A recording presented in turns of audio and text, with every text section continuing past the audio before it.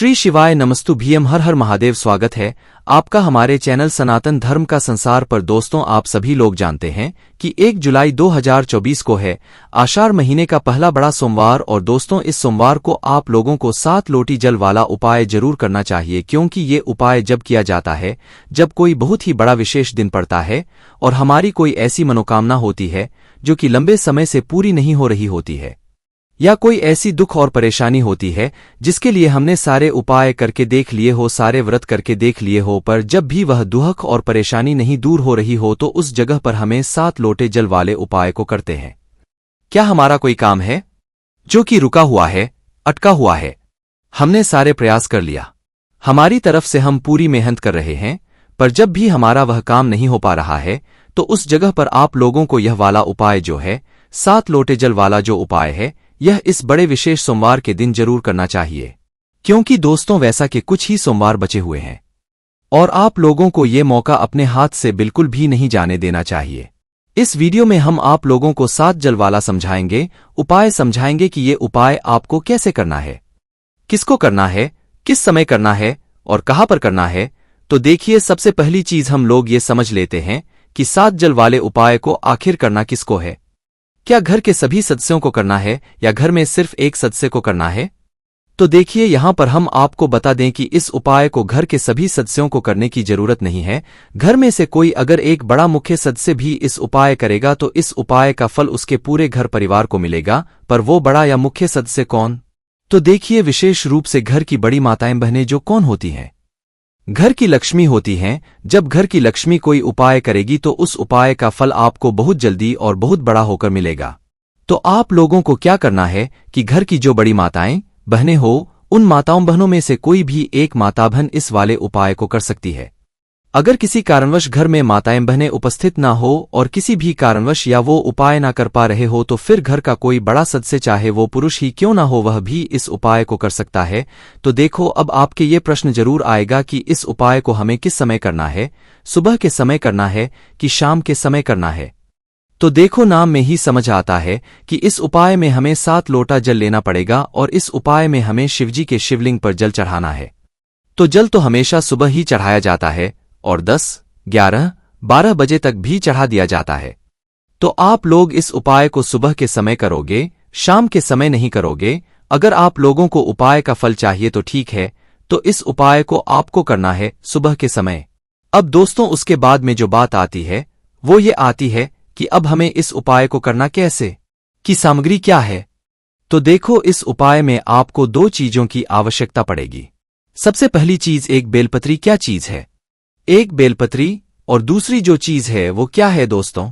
7 लोटा जल। तो देखो, एक बेलपत्री आप अपने साथ में रखना। ये बेलपत्री कोशिश करना कि आपको अपने ही मतलब अपने से ही मिल जाए। आप खरीद कर लेकर आ जाओ या किसी वृक्ष से तोड़ लो, वरना शिवलिंग के ऊपर से भी ले सकते हो। पर जब लेना, जब आपने पूरी कोशिश कर ली हो और आपको बेलपत्र ना मिली हो तो शिवलिंग के ऊपर से धोकर इस उपाय में आप लोग फिर इस्तेमाल कर लेना।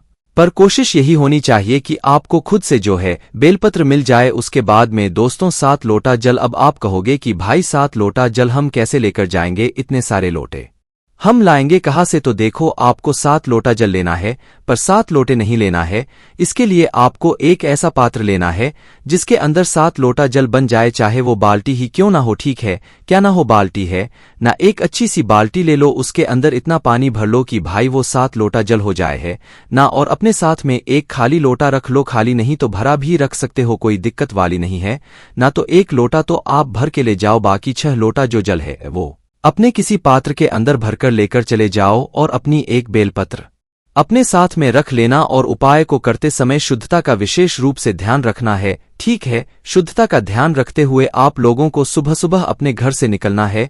उपाय को करने के लिए कहाँ पर जाओगे? उपाय करने के लिए भगवान शिवजी के मंदिर में। शिव आपके घर के पास में जो भी शिव मंदिर हो, शिवालय हो, जहाँ पर शिवलिंग विराजित हो, आपको वहां पर जाना है। इस उपाय को करने के लिए जैसे ही आप शिवजी के मंदिर में पहुंचते हैं तो सबसे पहले आपको भगवान दर्शन करना है। भगवान के दर्शन करने के बाद आपको शिवजी के शिवलिंग के पास में आ जाना है। पहले आपको यहां पर उपाय करना है। इस बात का ध्यान रखना, जाते ही सिर्फ जल मत चढ़ाने लग जाना, क्योंकि उपाय में हमें पहले बेलपत्र चढ़ानी है, पर वह बेलपत्र भी अलग अलग जगह पर चढ़ानी है, जो कि हम आपको यहाँ पर बताते हैं। तो उपाय को करने के लिए सबसे पहले आप लोग शिवजी के शिवलिंग के आसपास कहीं पर भी बैठ जाओ, जहां पर बैठकर आप लोग उपाय करने वाले हो, और बाकी अपना 7 लोटा जल जो है वो अपने पास ही में रख लेना और अपनी बेलपत्र भी अपने पास ही में रख लेना। सबसे पहले भगवान के दर्शन करके आप शिवलिंग के पास जाना और बैठने के बाद सबसे पहले अपनी वह एक बेलपत्र निकालना, क्योंकि इस उपाय में हमें सिर्फ और सिर्फ एक बेलपत्र की ही आवश्यकता है, यहाँ पर पड़ने वाली है। और 7 लोटे जो है वो तो हमने पहले से रखकर रखा ही हुआ है। तो आपको करना क्या है, देखो ये जो एक बेलपत्र है ये शिवलिंग के 2 स्थानों पर चढ़ेगी, इस बात का ध्यान रखना है, ठीक है। हमें उपाय में सिर्फ एक बेलपत्र लेनी है, 2 नहीं लेनी है, इस बात का भी आप लोग ध्यान रखना है, ठीक है। तो करना क्या है, अपनी एक बेलपत्र को सबसे पहले आपको माता अशोक सिंद्री जी वाले स्थान पर चढ़ाना है। अब माता अशोक सिंद्र जी का स्थान आप सभी लोगों को पता, क्योंकि आप लोग बहुत समय से उपाय कर रहे हो और बहुत सारे उपायों में माता अशोक सुंदर जी का स्थान आता ही आता है। तो सबसे पहली चीज आपको माता अशोक सिंद्र जी का स्थान ढूंढना है। नहीं पता है तो भी हम आपको बता देते हैं कि जलाधारी होती है, जलाधारी के बिल्कुल बीचों बीच का जो जगह होती है वो माता अशोक सुंदर जी का स्थान होता है, मतलब शिव जी की सबसे छोटी बेटी का स्थान होता है, ठीक है। तो आपको उस जगह पर सबसे पहले अपनी वह बेलपत्र को चढ़ाना है, जो एक बेलपत्र आप अपने साथ में लेकर आए हुए हो है ना। तो माता अशोक सिंदूर जी वाले स्थान पर सबसे पहले अपनी वह बेलपत्र आपको चढ़ाना है। कैसे चढ़ाना है, तो देखो बेलपत्र की जो डंडी का भाग होगा वो किस तरफ होगा, जहां से जल बहता है और जल जलाधारी से नीचे गिर जाता है, तो उस तरफ इस बेलपत्र की डंडी का मुख होगा। और बीच वाली बड़ी पत्नी का मुख कहाँ पर होगा, शिवलिंग की तरफ होगा, क्योंकि इस बेलपत्र को हम जलाधारी के बिल्कुल बीचों बीच पे चढ़ा रहे हैं। तो इस तरीके से आपको अपनी इस एक बेलपत्र को माता अशोक सुंदर जी वाले स्थान पर चढ़ाना है। अभी आपको अपनी मनोकामना वगैरह कुछ नहीं बोलना है, अभी पहले आपको उपाय करना है। तो अपनी पहली बेलपत्र डंडी का मुख जो है जलाधारी की तरफ करके बीच वाली बड़ी शिवलिंग की तरफ करके इस बेलपत्र को माता जी वाले स्थान पर या जलाधारी के बिल्कुल बीचों बीच में सबसे पहले स्थान पर खड़े कर देना है, ठीक है। इसके बाद में दोस्तों 5 से 10 सेकंड तक आपको रुकना है, मिनट नहीं बोल रहे हैं, 5 से 10 सेकंड बोल रहे हैं, क्योंकि कुछ समय तक हमें उस बेलपत्र को माताजी वाले स्थान पर चढ़े रहने देना है। क्योंकि हमने आपसे बोला है कि इस बेलपत्र को हमें 2 जगह पर चढ़ाना है ना। तो 5 से 10 सेकंड तक रुक जाना, जब तक श्री शिवाय का जाप करना, भगवान के नाम का जाप करना, और 5 से 10 सेकंड बाद आपको अपनी उस बेलपत्र को उठाना है। कहाँ से उठाना है, माता रीची वाले स्थान से उठाना है। देखो चढ़ाते सही मत उठाना, 5-10 सेकंड रुकना, उसके बाद उठाना, उस बेलपत्र को उठाना। और बेलपत्र को उठाने के बाद अब आपको इस बेलपत्र को कहाँ पर चढ़ाना है, भगवान शिव जी के शिवलिंग के ऊपर। अभी आपने माता वाले स्थान पर चढ़ाया था, अब इसी बेलपत्र को उठाकर भगवान शिव जी के शिवलिंग के ऊपर आपको चढ़ाना है। शिवलिंग के ऊपर आप कैसे चढ़ाओगे वो ध्यान से सुनो। तो देखो शिवलिंग के ऊपर आप जब इस बेलपत्र को चढ़ाओगे तो डंडी का भाग शिवलिंग के पीछे होगा और बेलपत्र की बीच वाली बड़ी पत्ती का भाग आगे की तरफ, मतलब जलाधारी की तरह होगा। कब, जब हम इस बेलपत्र को शिवजी के शिवलिंग के ऊपर चढ़ाएंगे। समझ गए आप लोग। वैसे तो सभी लोग जैसे चढ़ाते हैं वैसे ही उनको चढ़ाना है, क्योंकि बेलपत्र की बीच वाली का भाग हम आगे की तरफ करके चढ़ाते हैं, तो वैसे ही चढ़ाना है ना। जलाधारी की तरफ करके चढ़ाते हैं ना, जब शिवलिंग के ऊपर हम बेलपत्र चढ़ाते हैं और डंडे का भाग अपने आप पीछे की तरफ हो जाता है। तो उस तरीके से आपको इस बेलपत्र को शिवलिंग के ऊपर चढ़ाना है। जैसे ही आप इस बेलपत्र को शिवजी के शिवलिंग के ऊपर चढ़ा देते हो तो भाई अपना वह 7 लोटा जला आप लोग निकाल लेना, मतलब अपने पास में सामने रख लेना, क्योंकि अब यहां पर हमें वह 7 की आवश्यकता पड़ेगी। अब यहां पर आपको 5 से 10 सेकंड रुकने की जरूरत नहीं है, अभी यहां पर आपको उपाय करते रहना है। तो जैसे ही आपके बेलपत्र है शिवलिंग के ऊपर चढ़ जाए, उसके बाद में अपना जो 7 लोटा जल है उसे निकाल लेना है। सबसे पहला लोटा जो जल है वो अगर आप भरकर लेकर आए हुए हो तो उसे उठा लो, और उठाने के बाद सबसे पहले क्या करना है, इसी बेलपत्र के ऊपर जो आपने शिवलिंग के ऊपर चढ़ाई हुई है, और जो आपने मतलब जो शिवलिंग के ऊपर जो बेलपत्र चढ़ाई हुई है, इसी शिवलिंग के ऊपर इसी बेलपत्र के ऊपर आपको अपना वह 1 लोटा जल एक धारा से धीरे धीरे करके करना है। वो भी धारा बनाकर, धारा नहीं तोड़ना है, जल्दबाजी में मत करना, क्योंकि आप लोग सोचो कि 7 लोटा जल है तो बहुत टाइम लगेगा, पर आपको करना उपाय अच्छे आराम से ही है। भगवान शिव जी का नाम लेते हुए ही करना है। तो क्या करना है? आपको अपना पहला लोटा जो जल है वो चाहे भर के चाहे भरा हुआ लेकर आए हुए, जैसे भी लाए हुए हो, उसे शिवजी की शिवलिंग के ऊपर, उसी बेलपत्र के ऊपर आपको चढ़ा देना है।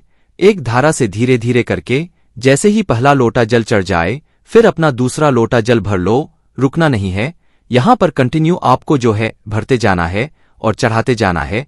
फिर दूसरा लोटा जो है भर लो, वो भी चढ़ा दो शिवजी की शिव। फिर तीसरा लोटा जल भर लो, वो भी शिवजी की शिवलिंग के ऊपर चढ़ा दो। फिर चौथा भर लो, फिर पांचवा भर लो, फिर 7वां भर लो। यूं कि 7 लोटा जल यहां पर हमको चढ़ाना है, तो 7वां लोटा जल जैसे ही आप लोग भरो, तो उसे भी इस बेलपत्र के ऊपर शिवजी की शिवलिंग के ऊपर आप लोग एक धारा से धीरे धीरे करके चढ़ाते रहना है। जैसे ही आपका ये 7वां लोटा जल चढ़ जाए, 7वां लोटा जल चढ़ने के बाद आप लोगों को क्या करना है कि भगवान शिवजी की शिवलिंग के पास बैठ जाना है। कब बैठना है?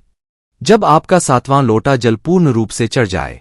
उपाय को करते समय बाजी बिल्कुल मत करना। अगर आपको उपाय का सच में फल चाहिए तो जैसे ही 7 लोटा जला आपका चढ़ जाता है, अच्छे तरीके से मन और भाव से भगवान शिव जी का नाम लेते हुए तो शिवलिंग के ही पास में बैठ जाना, और अभी आप अपनी वह मनोकामना बोलना, वह दुख और परेशानी बोलना जिसके लिए आप लोग अपना यह वाला उपाय कर रहे हो। देखो, जब भी आप कोई उपाय करो ना, कोई भी व्रत करो, तो अपनी किसी एक मनोकामना के लिए किया करो, क्योंकि बहुत सारे लोग होते हैं जो कि उपाय तो करते हैं और फिर कहते हैं कि उपाय का हमें फल नहीं मिला।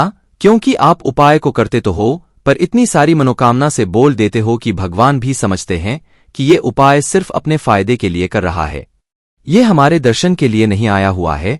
तो उपाय जब आप करो तो अपनी किसी एक मनोकामना के लिए करो, किसी एक दुख और परेशानी के लिए करो। एक साथ सारी मनोकामना या सारी दुख और परेशानी नहीं बोली जाती है। तो अपनी कोई भी एक मनोकामना बोलना, एक दुख और परेशानी बोलना, या अपने पूरे घर परिवार के लिए कर रहे हो तो पूरे घर परिवार की सुख और शांति के लिए प्रार्थना करना। जैसे ही आप अपनी मनोकामना बोल देते हो या प्रार्थना कर लेते हो या विनती कर लेते हो, तो भाई उसके बाद आपको भगवान से विनती करके 2 मिनट श्री शिवाय नमोस्तुभ्यम का जाप जरूर करना है। देखो, ये मंत्र शिव महापुराण कथा का मूल मंत्र होता है। इस मंत्र का हमें बहुत ही बड़ा फल मिलता है, इसीलिए इस मंत्र का आपको 2 मिनट जाप जरूर करना चाहिए।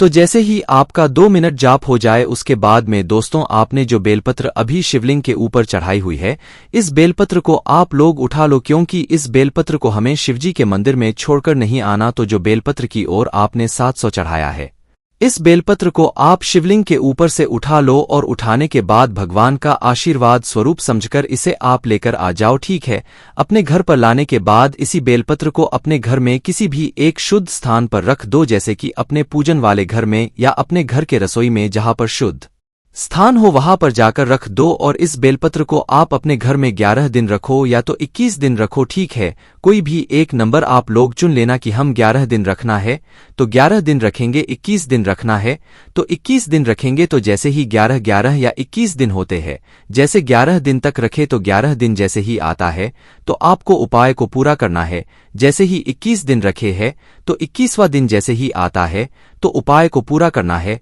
तो करना क्या है, जैसे ही 11, 22 या 21 दिन आता है तो भाई इस बेलपत्र को आपको अपने घर से भी उठाना है, और उठाने के बाद कहाँ पर लेकर जाना है? किसी भी बहती हुई नदी के पास में जो जल बह रहा हो, थमा नहीं हो, ध्यान रखना ऐसी नदी में जाना जो जल बह रहा हो, भले ही थोड़ा सा बह रहा हो पर बह रहा हो, तो उस नदी के पास में जाकर उस बहते हुए जल में आपको इस बेलपत्र का विसर्जन कर देना है। ठीक है, देखो ये उपाय है, इस बेलपत्र को आपको कहीं पर रखे नहीं छोड़ देना है जब तक आपका ये उपाय पूरा नहीं होगा, जब तक आप इस बेलपत्र का 11-21 दिन विसर्जन नहीं कर देते। जैसे ही आप इस बेलपत्र का 11वें या 21 दिन विसर्जन कर रहे हो तो उस समय भी भगवान से अपनी वह मनोकामना जरूर बोलना जिसके लिए आप लोग अपना ये वाला उपाय कर रहे हो। ये देखो, परेशानी जिसके लिए कर रहे हो, घर की शुभ और शांति के लिए कर रहे हो, तो उसके लिए भगवान से प्रार्थना जरूर करना भगवान शिव जी का नाम लेते हुए। जैसे ही आप इस बेलपत्र का विसर्जन कर देते हो बहते हुए जल में, बस आपका ये वाला उपाय पूरा हो जाता है। अब आपको इस उपाय का फल मिलना शुरू हो जाएगा। ये जब आप उपाय कर रहे होंगे ना, तो आप उसी समय आपको उपाय का करने का फल मिल जाएगा। ये उपाय दोस्तों विशेष दिनों पर ही किया, और आषाढ़ महीने का पहला बड़ा जो सोमवार होता है उसका बहुत ही बड़ा महत्व होता है। तो इसलिए आप लोग इस वाले उपाय को जरूर करके देखना। बाकी दोस्तों, अगर इस उपाय को करने में आपको कोई भी दिक्कत, समस्या, परेशानी आती है तो उसे आप हमसे कमेंट करके पूछ सकते हैं। श्री शिवाय नमस्तु भीम हर हर महादेव।